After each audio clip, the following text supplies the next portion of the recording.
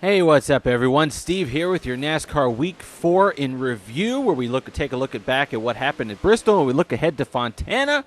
So last week I told you that Kyle Busch was going to win Bristol because he would be focused after his performance in Las Vegas, and he'll be hungry for a win. Well, I was sort of right with the concept. I was just wrong with the driver. It was another focused driver who came close in Las Vegas, but didn't quite get the win that won. Kasey Kahne, a fast car all week.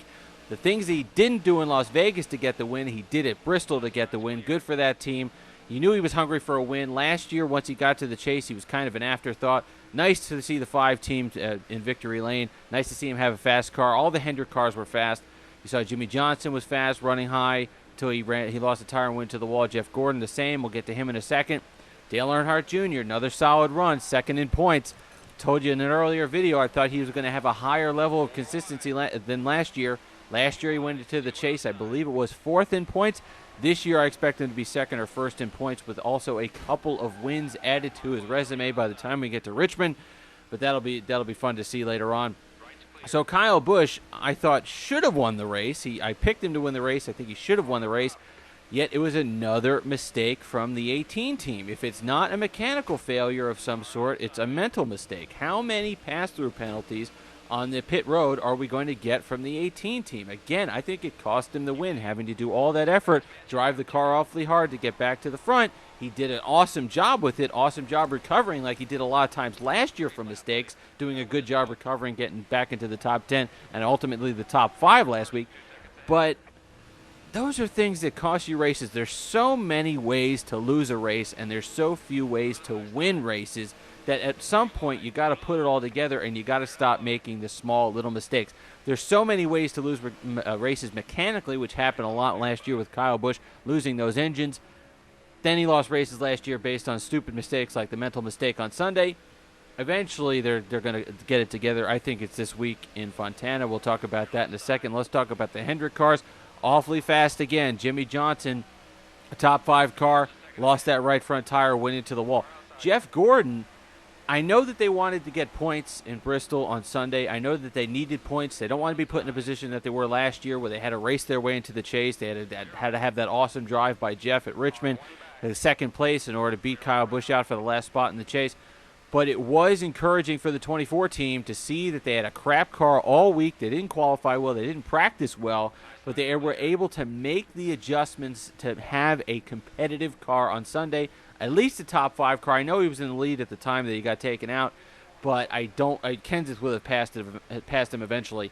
So it was probably a top 5 car for Jeff, but that was an awesome job by that team. That was the adjustments that they didn't make last year. Whenever they had a bad car in practice last year, whenever they didn't qualify well, they just had a bad day. They never recovered. They couldn't make the adjustments in the garage to have a competitive car on Sunday.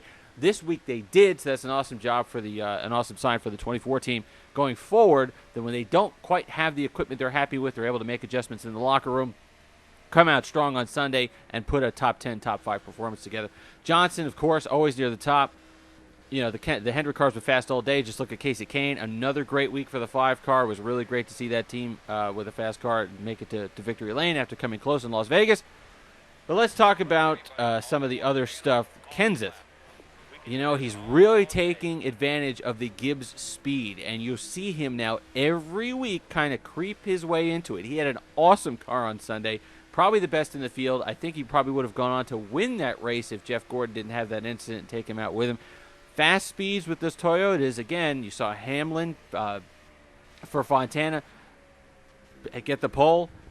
We'll look for a lot of fast speeds from the Toyotas on Sunday at Fontana. So let's talk about that now that we're going forward. I do expect Kyle Busch to win this week. I expect them to put all those mistakes behind him. He's hungry for a win. I think they're going to go out and get it. He's not going to get hopefully not going to get a pit road penalty. I think he's going to the one thing that Joe Gibbs guys do really well is when one of them is doing well, the teams share notes really well. They do a good job coordinating setups. Hamlin was fast, got the pole obviously, and last year whenever you saw Hamlin with a fast car, I'll be damned if you didn't see Kyle Busch with a fast car. Happened at Dover. Those two were about to lap the field last year at Dover, the fall race. I was there for it. Hamlin was blazing fast. Busch as well. It came down to fuel mileage, though, that cost them both the race.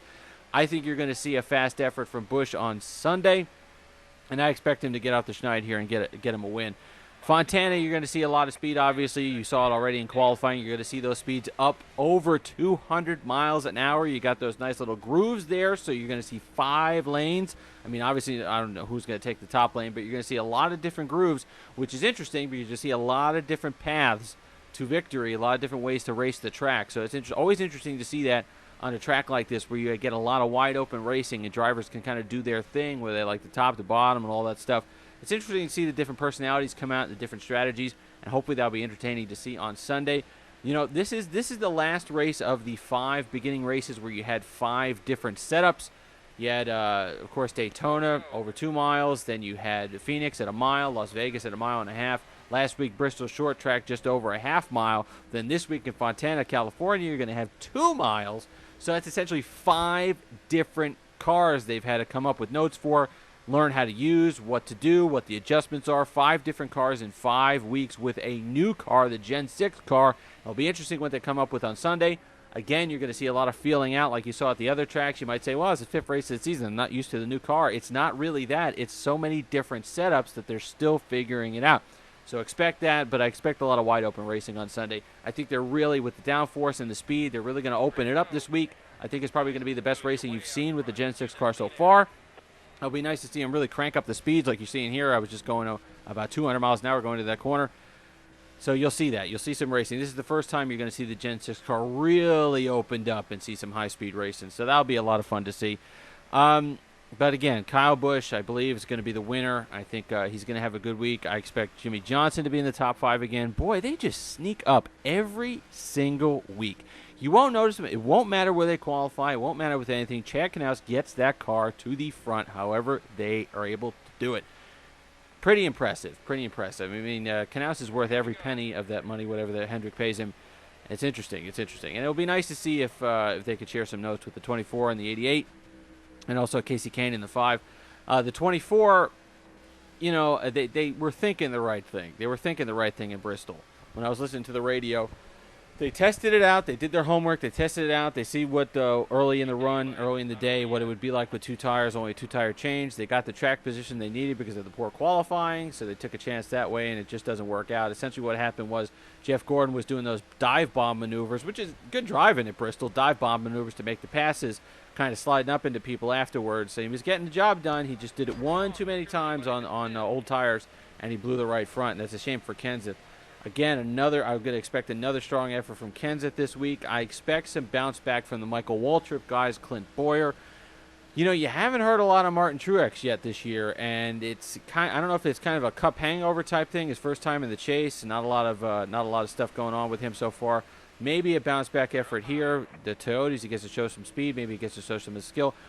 I expect a lot better from Tony Stewart. Just nothing so far this year. I expect a better run from him on Sunday. I mean, he better hope so. I mean, eventually, if you keep putting these runs together, it gets late real early. And maybe his team as well, Ryan Newman and Danica Patrick. That's it. Enjoy the racing on Sunday. We'll see you next week.